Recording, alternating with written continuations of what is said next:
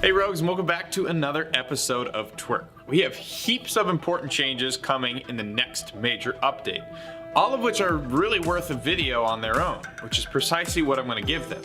In each of the following weeks leading up to the next major content patch, we'll be going in depth into each of these areas of change. First up is demolition and the economy of the game as a whole. In the next release, we will be increasing the amount of rounds per half in demolition from 6 to 8, meaning the number of rounds you need to win is now 9, up from 7. By adding more rounds per half in demolition, we've created more room for a push and pull between the two teams. This helps to make for some really epic momentum shifts throughout the match. More time to react, adjust, and counterplay strategies your opponents are employing. With more rounds overall, the economy needs to be adjusted accordingly.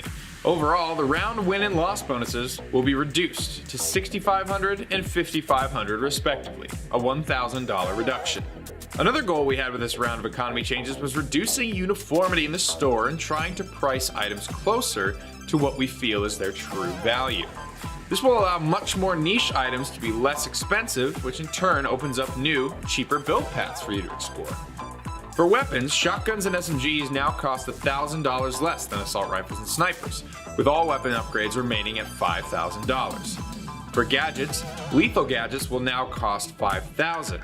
Upgrades that increase the effectiveness of a gadget, things like radius and damage, will now cost $1,000 less than the base cost of the gadget.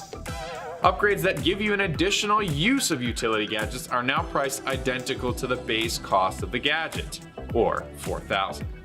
For perks, padded steps, evade, shredder rounds, cloaked, and berserker have all seen a cost reduction from 4K down to 3K.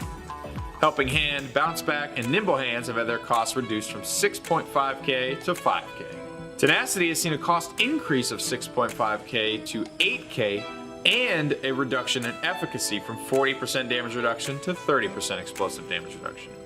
Upgraded C4s and grenades will now down players with tenacity, with the new change to grenade upgrades allowing them to deal 150 damage at max rank.